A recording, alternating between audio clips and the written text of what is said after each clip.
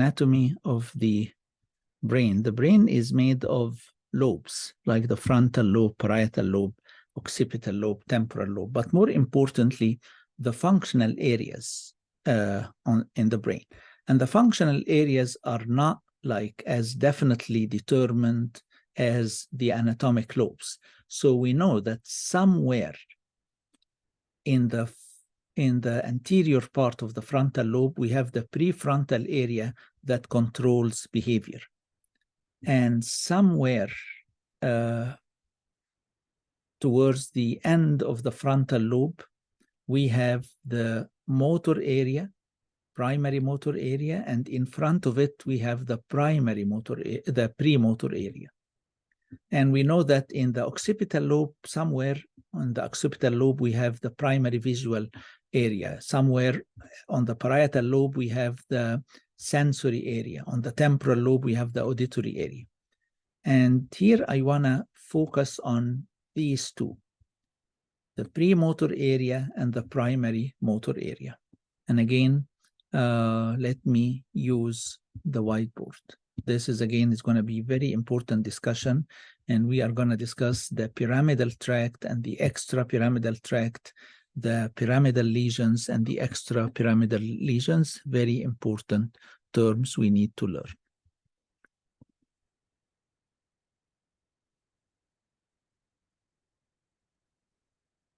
So if this is the brain, we have two important areas.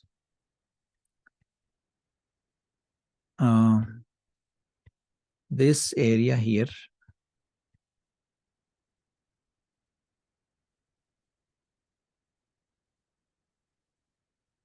this is the primary motor area, and in front of it, we have the premotor area. Okay.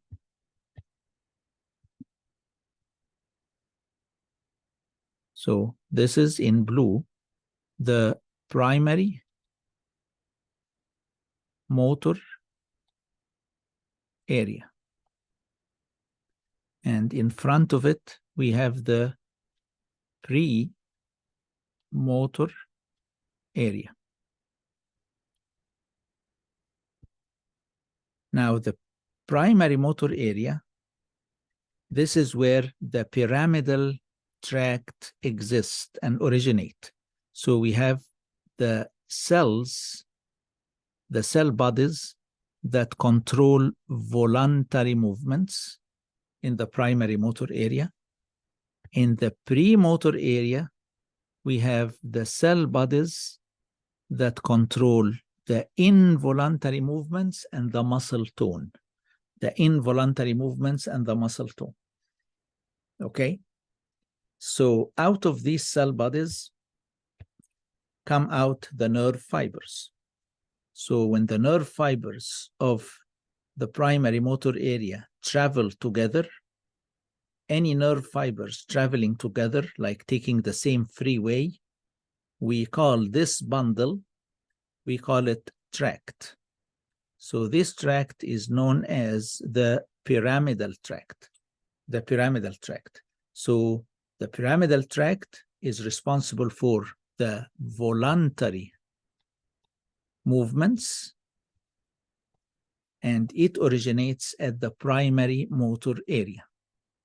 So whenever you do any voluntary action, you're utilizing what? You're utilizing your primary motor area, you're utilizing your pyramidal system, you're utilizing your pyramidal tract fibers.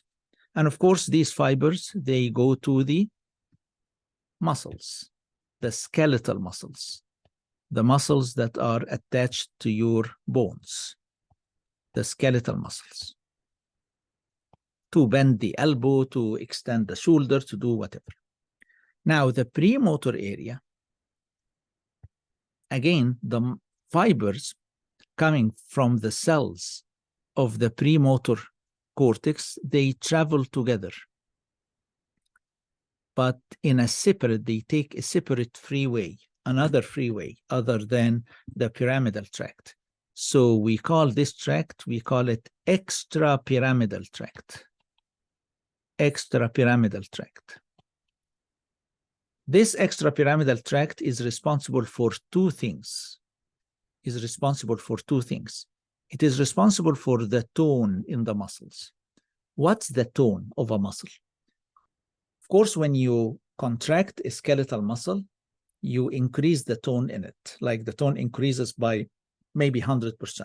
But when you're not voluntarily moving a muscle,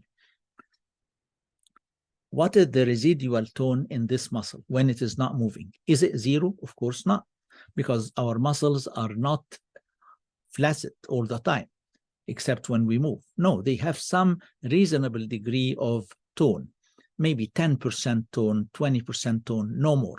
So you don't have 100% tone. You're not like a statue like this. When you sit, you're not like this, and you're not completely flaccid. Otherwise, you would have fallen out of the chair. So this tone, what provides the skeletal muscles with this reasonable tone, is the extrapyramidal fibers. The other thing is, if the extrapyramidal tract is allowed to work fully, this will result in involuntary movements. Do we normally have involuntary movements? The answer is no, which means what? Our extrapyramidal system is not allowed to function 100%. Our extrapyramidal system is always inhibited to a certain degree, to keep a reasonable tone in your muscles when they are not contracting, and to avoid producing involuntary movements. If the extrapyramidal system is released from this inhibition, if nothing inhibits your extrapyramidal system, what is going to happen? Your tone in muscles will increase and you will develop rigidity, and the involuntary movements will start to occur. Rigidity and involuntary movements, rigidity and tremors, these are the two manifestations of any extrapyramidal lesion. The two manifestations of any extrapyramidal lesion: rigidity, involuntary movements. The typical example of an extrapyramidal lesion is what? It's Parkinson's disease. Parkinson's disease gives you extrapyramidal manifestations.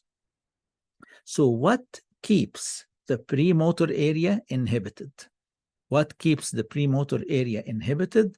We have cells or center in the brain stem. We call it basal ganglia. And this basal ganglia depends on dopamine. It's a dopamine-operated system.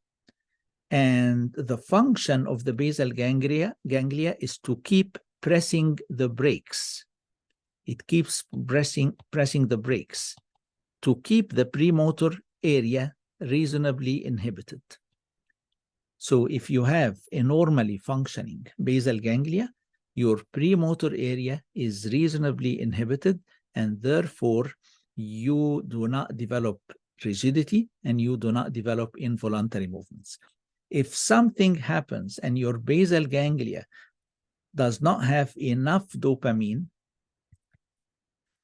dopamine is very important for the normal function of the basal ganglia. If there is degeneration of the dopaminergic neurons in the basal ganglia, and this is the major pathology in Parkinson's disease, your basal ganglia is not working.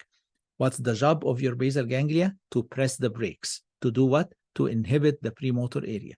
So if you have Parkinson, your basal ganglia not working, nothing is inhibiting the premotor area. So your extrapyramidal system is allowed to work fully. So what does it want to do? It wants to increase the tone in your muscles, that is rigidity. It wants to induce involuntary movements, and the patients start developing this pill rolling tremors. And these tremors are static tremors. They appear only when you're not moving, but when you move, they disappear. You know why they disappear when you move? Because when you move, which system are you using? The pyramidal system or the extrapyramidal system? When you are voluntarily moving a limb, which division? You're using the pyramidal. using the pyramidal. And there is nothing wrong with the pyramidal system in Parkinson. The problem in Parkinson is all about the extrapyramidal system. Okay. And another example of an extrapyramidal problem, if you give a medication that inhibits dopamine, like psychotic medications, like schizophrenia medications, any medication for psychosis, all antipsychotic medications, antipsychotic medications, all of them inhibit dopamine. All of them inhibit dopamine. And of course, all of them work on the brain. So when you inhibit dopamine in the brain, the basal ganglia stops functioning. And when the basal ganglia stops functioning, the extrapyramidal system is released from inhibition. You get rigidity and involuntary movements, and these are the extrapyramidal side effects of all antipsychotic medications. I can draw this diagram in a different way if I we have two cerebral hemispheres.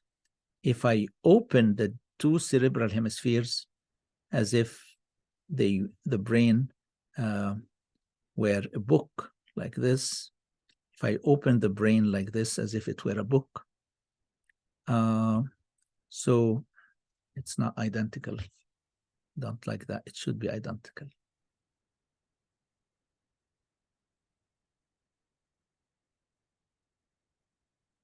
So I can draw here in blue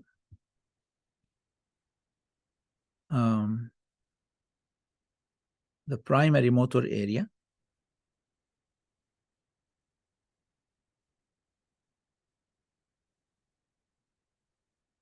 and in front of it, anterior to it in red, the premotor area. The primary motor area has what? It has the nerve cell bodies of the pyramidal tract, and out of these blue dots come the fibers of the pyramidal tract. And the fibers of the pyramidal tract, they cross to the opposite side, and this creates what looks like a pyramid here. See what happens here? This area, it looks like a pyramid. And because of this, we call this system the pyramidal system. Whereas the premotor area, again, it has the cells from which the extrapyramidal system originates, and the fibers also cross to the other line, to the other side, but in a different pattern. So they do not create this pyramidal shape. And we call them extrapyramidal. At the end of the day, each muscle, every skeletal muscle, receives both types of fibers. The pyramidal fibers in blue, and these pyramidal fibers are responsible for voluntary movements. And they also receive the red fibers, which are the extra pyramidal fibers, and they are responsible for two things: the tone and the involuntary movements. And normally, your premotor area, the origin of the extrapyramidal, is always inhibited. Inhibited by what? By structure here in the brainstem. If this is the brainstem, we have a structure here called the basal ganglia in the pons. And this basal ganglia is pressing the brakes, controlling and inhibiting the premotor area, keeping your premotor area reasonably inhibited, so as just to keep the needed degree of muscle tone without producing involuntary movements. But if the basal ganglia stops working for whatever reason, degeneration of the dopaminergic fibers, or the patient receives anti-dopamine medication, then nothing is going to inhibit the premotor area, and the extrapyramidal fibers that come out of it will go to the muscles, skeletal muscles, increasing the muscle tone, and we call this rigidity and inducing involuntary movements, and these involuntary movements usually appear at rest, and disappear on movements.